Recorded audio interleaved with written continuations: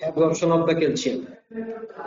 ওকে, last ক্লাসে আমাদের এখানে ভিজিটিং ছিল মেডিকেল কলেজে, তাই তোমাদের সম্পূর্ণ সময় দেওয়া যায় নাই, ঠিক আছে। অন্যান্য ক্লাস কি হয়েছিল তোমাদের সোমবার, এবারে লাস্ট সোমবার?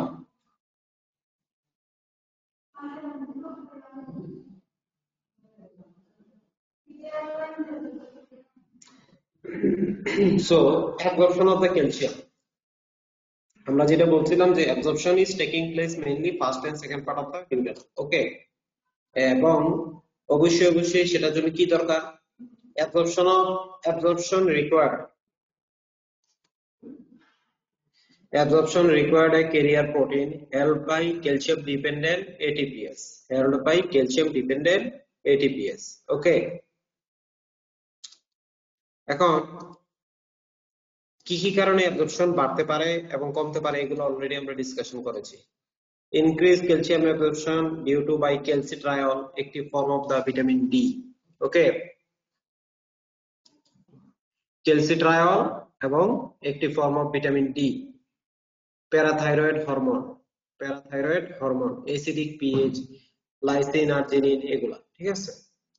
এবং কি কারণে অ্যাবজর্পশন গুলো ইনহিবিট হইতে পারে ক্যালসিয়ামে? Phytic acid, oxalate, phosphate, magnesium. তাহলে আমরা নেক্সট স্লাইডে যাই। আমার next slide.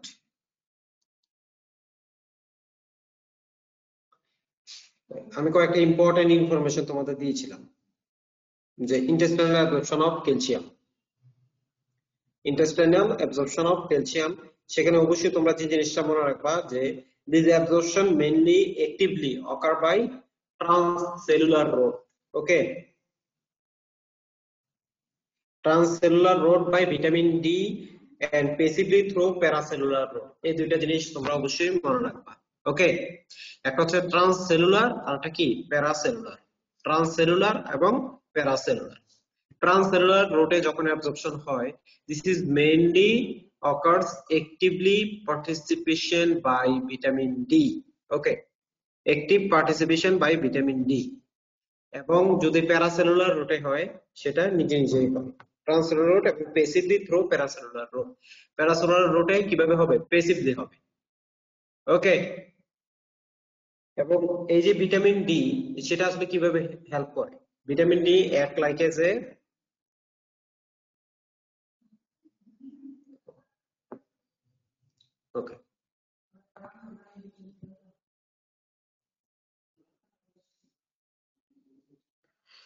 vitamin D, it is act like as a steroid hormone. It acts like as a steroid hormone. Okay, so it will stimulate in nucleus for transcription, নতুন Messenger RNA তৈরি করে, for transcription, synthesized of new messenger RNA. Okay, and this will produce a protein. এই জিনিসটা মাথায় রাখো তোমরা যে it will produce a protein. It will produce a protein that is called calcium binding protein, CBP, calcium binding protein, and it ultimately increases the absorption of the calcium. এই জিনিসটা তোমাদের ভাই বইয়ে খুব সুন্দরভাবে লেখা আছে। এবং এই অ্যাবজর্পশনটা হয় ক্যালসিয়াম সোডিয়াম অ্যান্টিপোর্টারের মাধ্যমে। This absorption mainly occurs by calcium sodium antiporter, মাধ্যমে। Understand? Okay, so in general, shortly আমরা একটু ক্যালসিয়ামের কি কি ফাংশন আছে সেগুলো জেনে নিই। What are the biological function of the calcium? At first, bone and teeth mineralization. Okay, দেখি ক্যামেরা এত নড়াচড়া করতেছে।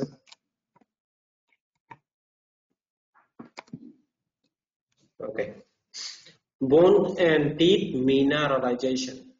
আমাদের বডিতে ক্যালসিয়ামের সবচেয়ে বড় ভূমিকাটাই হচ্ছে মানে most abundant form of calcium we found in the bone and teeth. Understand? সবচেয়ে বেশি পরিমাণে থাকে বোন এবং টিথে। এবং তোমরা লক্ষ্য করবা যে when a patient with osteoarthritis or osteoporosis, হ্যাঁ, মানে যাদের হচ্ছে খুব দ্রুত হ্যাঁ ফ্র্যাকচার হয়, হ্যাঁ, তাদেরকে আমরা সাধারণত কি দিই, ক্যালসিয়াম দিই, সাথে কি দিই, ভিটামিন ডি দিই। এর কারণটা কি, ডিউ টু আমরা যেটা জানতে পারি যে তোমাদের আগে নর্মালি ফিজিওলজিটা জানতে হবে, এর ফাংশনটা, ফিজিওলজিক্যাল ফাংশনটা জানতে হবে। At first you must know about the physiological function, otherwise you don't know the pathology or the indication of given the drug। আসলে আমরা কেন ওষুধটা দিচ্ছি এটা তো তোমাকে জানতে হবে। এই যে মুড়ি মুরগির মতো মানুষ ক্যালসিয়াম খাচ্ছে, খায় না? হ্যাঁ, কেন? ডিউ টু, যদি এটা মানে excessive amount is very harmful for our body, but RDA we call that the RDA recommended dietary allowance, when we intake the appropriate amount, that means the RDA of the calcium daily, it will properly mineralize our bone and teeth, our bone and teeth। Understand? সবাই কি বুঝতে পারছি?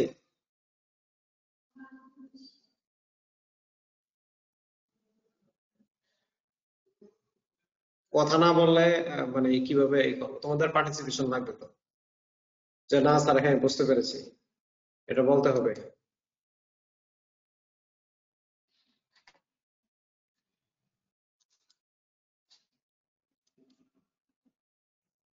09050 এগুলো মনে হয় on করে দিয়ে ঘুমাইতেছে। 09050 Yes, sir. 52 Yes, sir. Yes, sir. 52 55 55 09055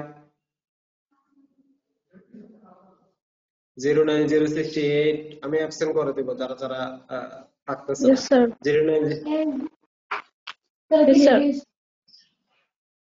09081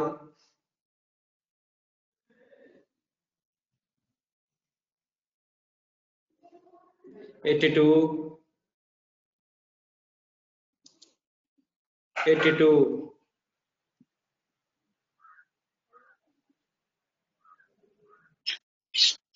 Sir, 41. 86 Present, sir. 09 96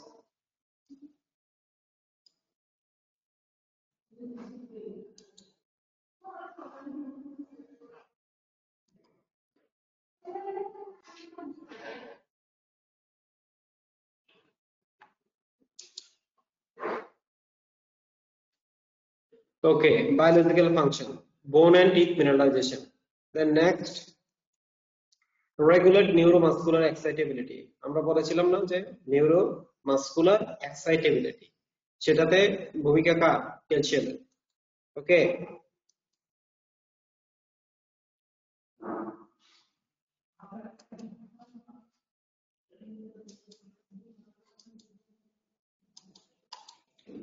then the third function is blood coagulation। তোমরা পড়ো নাই যে পাথওয়ে গুলো, এক্সটেন্সিভ পাথওয়ে, ইন্টেনসিভ পাথওয়ে, সেখানে কার রোল আছে, কার, calcium, blood coagulation, blood coagulation. Okay, secretory processes, secretory processes আমাদের বডিতে যত ধরনের সিক্রেশন হয়, হ্যাঁ, paracrine secretion, autocrine secretion, endocrine secretion, মানে যত ধরনের secretion, the different type of the secretion must be needed calcium. Okay, membrane integrity, this is too much important। membrane integrity, membrane integrity maintain করার জন্য অবশ্যই কি ক্যালসিয়ামের প্রয়োজন আছে। সেটা কি, the membrane integrity of cell, cellular membrane integrity, to maintain cellular membrane integrity। Understand? cellular membrane integrity, এটার জন্য শুধু যে ক্যালসিয়াম লাগবে তা কিন্তু না, আমাদের বড় ভূমিকা আছে পটাশিয়াম, এবং তোমরা তো একশো পটাশিয়াম পড়ছো, পটাশিয়াম এবং সোডিয়াম, সোডিয়াম এন্ড পটাশিয়াম। ওকে,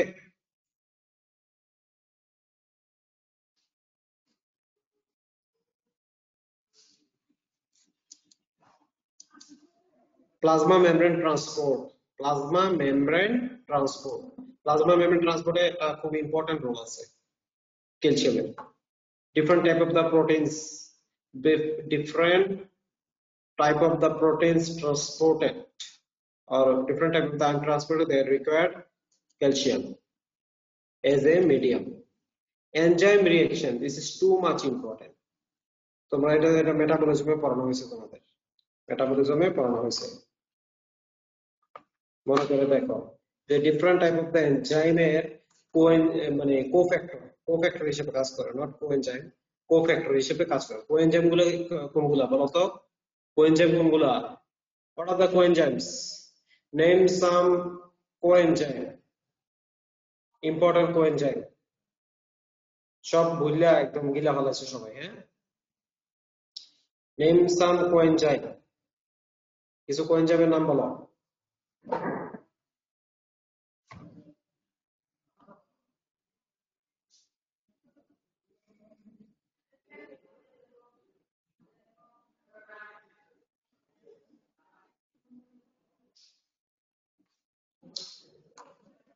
আমরা পড়েছিলাম না nicotinamide, adenine dinucleotide, flavin, adenine dinucleotide, সব কি ভুলে গেছো নাকি তোমরা? হ্যাঁ, আচ্ছা। Release of hormone and neurotransmitter, release of hormone and neurotransmitter. তোমরা যখন ফিজিওলজিতে পড়বা central nervous system, when your card nervous system card is started in physiology, all of you read that neuromuscular transmission or interneuronal transmission. Here neurotransmitter, excitatory neurotransmitter, inhibitory neurotransmitter আছে, হ্যাঁ, gamma aminobutyric acid, serotonin, all are neurotransmitter. Substance P, these are the neurotransmitter. For releases of these neurotransmitter from presynaptic membrane, okay, from presynaptic membrane to synaptic membrane, there must be required calcium ion. এই কারণে কিন্তু neuromuscular জাংশনে আমাদের যখন hypocalcaemia হয়, when there is deficiency of the serum calcium level, neuromuscular excitability is decreases, so patient is become কি হয়, টিটেনিক হয়ে যায়, ওকে, স্পাজম হয়, হ্যাঁ, তখন স্পাজম হয়ে যায় এবং আলটিমেটলি অনেক ক্ষেত্রে পেশেন্ট মারা যায়। So this is a very very important mineral, this is a very very important mineral for our body and also release of hormone. তোমরা যখন থাইরয়েড হরমোন পড়বা, in different type of the hormones in our body, এছাড়া যে local hormone of the gastrointestinal tract, for their release, during their release calcium play a important role, understand, calcium play a very important role, and the very very important function is intracellular second messenger. It acts like as a intracellular second messenger, okay, intracellular second messenger. Calcium turnover, calcium turnover আমরা যেরকম পড়েছিলাম যে water turnover, সবাই কি দেখতেছো এটা? This calcium turnover আমরা যেরকম পড়েছিলাম যে ওয়াটার টার্নওভার, প্রোটিন টার্নওভার, হ্যাঁ, there must be also a calcium turnover. That means the amount of the calcium enter into your body through diet and other sources, and the amount of the calcium that will losses from our body, এটাকে আমরা বলতে পারি কি, calcium turn over, ওকে।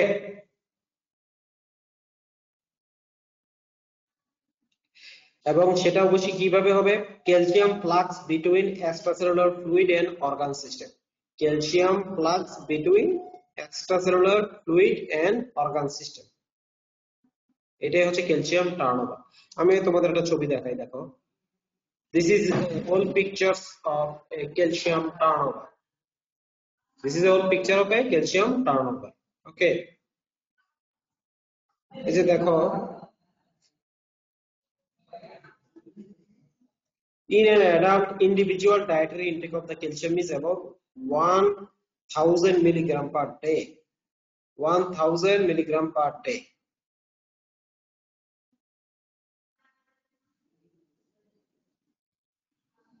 বোঝো কিন্তু আমি কি বলতেছি? dietary intake of the calcium is about 1000 milligram per day. ওই যে তোমাদের বলছিলাম না যে RDA, recommended dietary allowance of calcium is 1000 milligram per day, যেটা কিনা আমরা কিসের মাধ্যমে ইনটেক করি? ডায়েটের মাধ্যমে। ওকে, তবে এখানে অনেক কম দেয়া আছে, এটা 350 হবে না, এটা কত হবে? 1000 মিলিগ্রাম পার ডে। এখানে এটা হবে কি কত? 1000। এটা আসলে মূলত বাচ্চাদেরটা দেখানো হয়েছে। এটা হবে 1000 milligram per day, 1000 milligram per day আমরা কি করি? ক্যালসিয়াম ইনটেক করি per day, and another 150 milligram calcium comes to the intestinal lumen through various intestinal secretion to make 1150 milligram calcium in intestine. তার মানে আমরা ইনটেক করি 1000 মিলিগ্রাম পার ডে। এবং এই যে দেখতে পাচ্ছ যে intestine, this is intestine, and here in intestine there are different type of the secretion is occurs, যেমন কি gastric secretion, pancreatic juice secretion, succus entericus, এগুলো আছে। So this secretion is also contain calcium ion. This secretion, এটা আসলে তোমাদের ছবিটা হচ্ছে just একটা কি প্রতীকী, কিন্তু তোমাদের এটা বই থেকে খুব সুন্দরভাবে ক্যালসিয়ামটা আনুগতা তোমরা পড়বা। আমি তোমাদের বুঝিয়ে দিচ্ছি, সেটা হচ্ছে যে আমরা 1000 milligram per day daily intake করি। 150, that means 150 milligram is came from 150 milligram is came from different type of secretion, different type of intestinal secretion that will containing this amount of calcium. তাহলে total কত হলো? 1150 milligram calcium available in intestine. Okay, এবং from this 1150 milligram calcium, 350 is absorbed. Okay, absorb হয় কত? মাত্র 350 milligram per day absorbs by intestinal cell. Okay, by intestinal villi, intestinal cell or intestinal epithelium, and after absorption it is go to the extracellular fluid, that means ECF, that means in the our serum or blood. এটা কোথায় চলে যায়? ব্লাডে চলে যায়।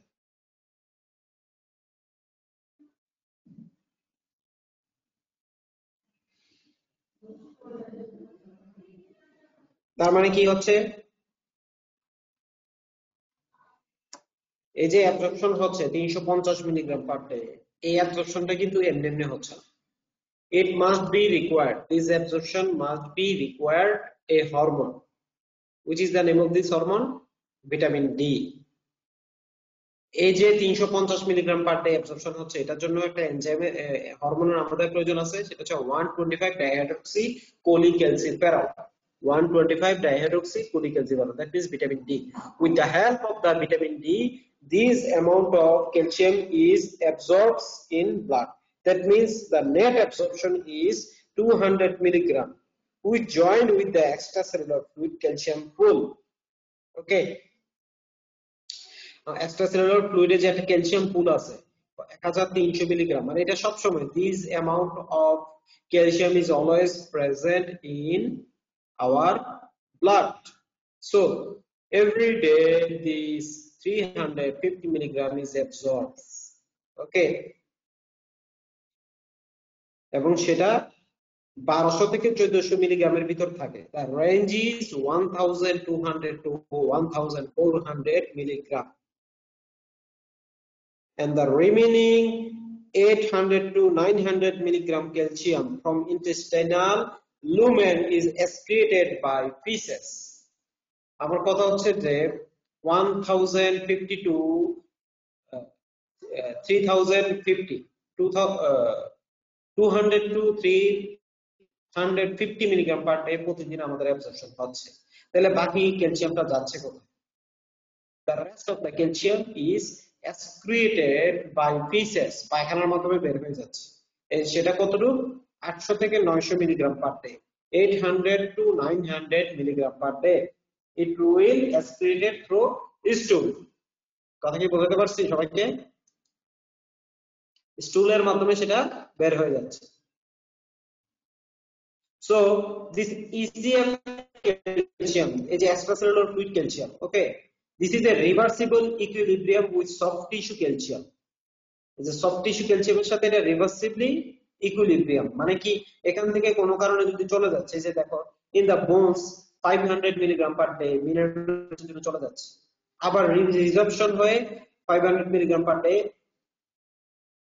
calcium is came to the extracellular fluid. This is equilibrium, মানে reversible process. ওকে, এখান থেকে চলে যাচ্ছে আবার এখানে ফিরে আসছে। আবার সফট টিস্যুতে দেখো, হ্যাঁ চলে যাচ্ছে 1300 হবে এটা মিলিগ্রাম, আবার extracellular fluid A this will be back.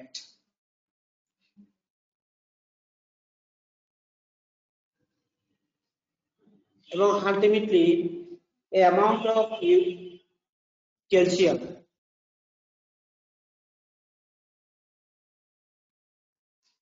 exact amount of the calcium is excreted through the urine. This is 100 milligram per day.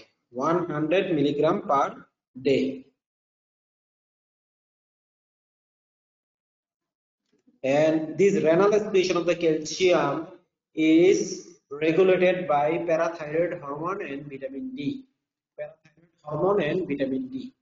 এই যে কিডনির মাধ্যমে যে পরিমাণ ক্যালসিয়ামটা বের হয়ে যাচ্ছে, this is must be regulated by parathyroid hormone and এটা আমরা পরে ডিসকাশন করব, parathyroid hormone and vitamin D.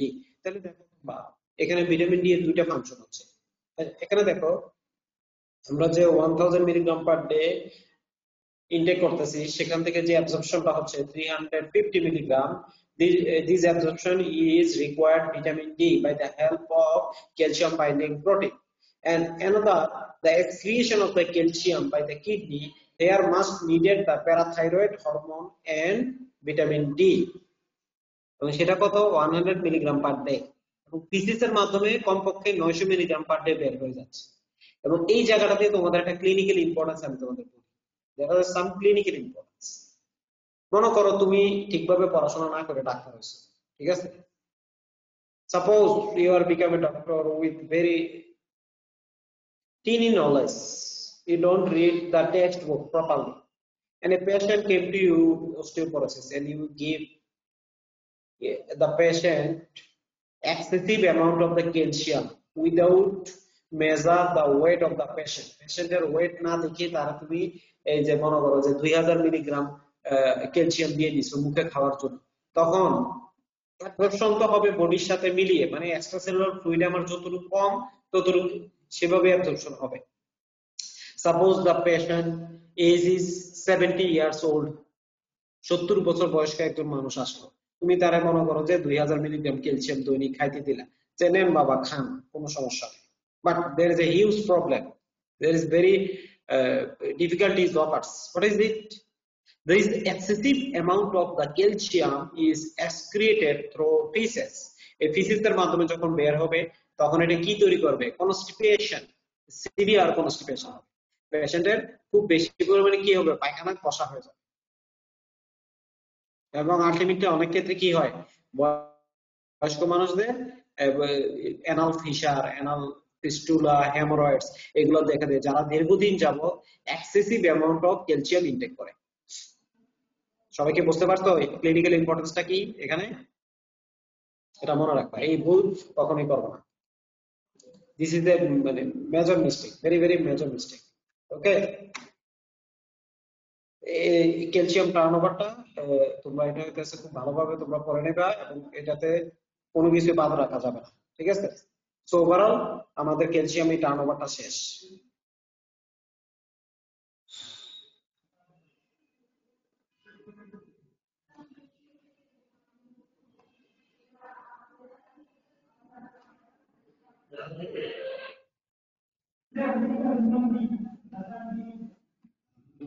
এর ভিতরে তোমাদের যে জিনিসটা খুব ভালোভাবে জানতে হবে সেটা হচ্ছে renal excretion of the calcium. It is renal excretion of calcium. Okay, about 250 millimole, that means প্রায় 9880 মিলিগ্রাম পার ডে, মানে 10,000 মিলিগ্রাম, 10,000 মিলিগ্রাম পার ডে কি হচ্ছে? কিডনির মাধ্যমে রিঅ্যাবজর্পশন হচ্ছে, এটা মনে রাখবা। ফিল্ট্রেশন হচ্ছে কতটুকু 9980 milligram per day is filtrated through kidney 9980 milligram per day. This amount of calcium is filtered through kidney and 9880 milligram per day is reabsorbed through kidney by the help of vitamin D and parathyroid. এই normal জিনিসগুলো হ্যাঁ, তো এই normal জিনিসগুলো যদি পরীক্ষায় তোমরা ভুল করো একদম খবর আছে কিন্তু বলে দিলাম। খবর আছে মানে কি বলছো? এটা নরমাল জিনিস, এগুলা মানে নরমাল ফিজিওলজি। এখানে যদি কোনো ধরনের তোমরা এগুলো বেসিক ভুল যদি করো পরীক্ষায় তোমাদেরকে তোমরা সমস্যা করবে। আমি কিন্তু বারবার বলে দিতেছি, এটা ক্লাসেও অনলাইনেও যেমন আমি বলে দিতেছি, ক্লাসেও কিন্তু ক্লাস হইলেও কিন্তু আমি তোমাদের এটাই বলতাম, একদম সেম জিনিস। ঠিক আছে, এটা দেখবে তোমাদের বইয়ে লেখা আছে 10,000ও হইতে পারে। 10,000 milligram is filtered per day. More than 95% is reabsorbed and less than 5% is excreted. দেখো এখান থেকে প্রায় 95% এরও বেশি রিঅ্যাবজর্পশন হয়ে যাবে। ওকে, মোর দেন 95% রিঅ্যাবজর্পশন হয়ে যাবে এই কিডনির মাধ্যমে। এবং this reabsorption required vitamin D and parathyroid hormone. This reabsorption required vitamin D and parathyroid hormone. Understand? এই রিঅ্যাবজর্পশনের জন্য আমার ভিটামিন ডি এবং parathyroid hormone. And rest of the 200 milligram per day or 100 milligram per day calcium is losses or excreted through urine.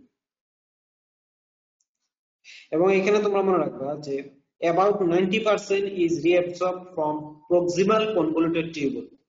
আমাদের নেফ্রনের যে proximal convoluted tubule আছে সেখান দিয়ে অ্যাবজর্পশন হয় প্রায় 70%।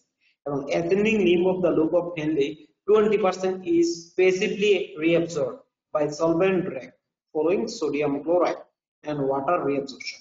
সোডিয়াম ক্লোরাইড এবং ওয়াটারের সাথে ascending limb of the loop of Henle তে reabsorption হয়।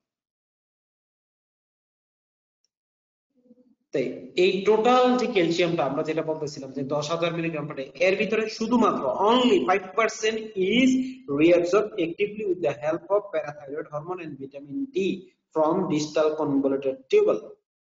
এই জিনিসটাই তোমরা মনে রাখবা। বাকিটা হয় সলভেন্ট ড্র্যাগ এর মাধ্যমে। বাকি 95% মানে মোর দেন 95% occur through solvent drag. Solvent dragটা মানে কি? যখন a huge amount of water is reabsorbed, যেমন মনে করো sodium chloride water is reabsorbed, calcium is also reabsorption is occurs with this sodium chloride and water. এটাকে বলা হয় solvent drag। মানে নদীর পানি যেখানে যাচ্ছে সেখানে ধুলা বালি কোনো ভেসে যাচ্ছে। Here this is the solvent drag. এটাকে বলা হয় কি solvent drag। তোমরা এটা মানে মেমব্রেন ফিজিওলজি যখন পড়ছো, যেটা অলরেডি পড়া হয়েছে তোমাদের ফিজিওলজিতে, মেমব্রেন ফিজিওলজি যে অ্যাক্টিভ ট্রান্সপোর্ট প্যাসিভ ট্রান্সপোর্ট, ওইখানে তোমরা পড়েছো solvent drag। ওকে, solvent drag।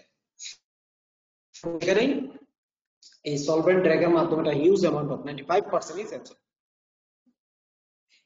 এবং 5% is absorbed in the distal convoluted tubule. এটা কিন্তু কম হলেও very important. 5% of the calcium is absorbed in the distal convoluted tubule. সবাই কি শুনতে পাচ্ছ? 5% is absorbed। আমার এটা বাংলা 5%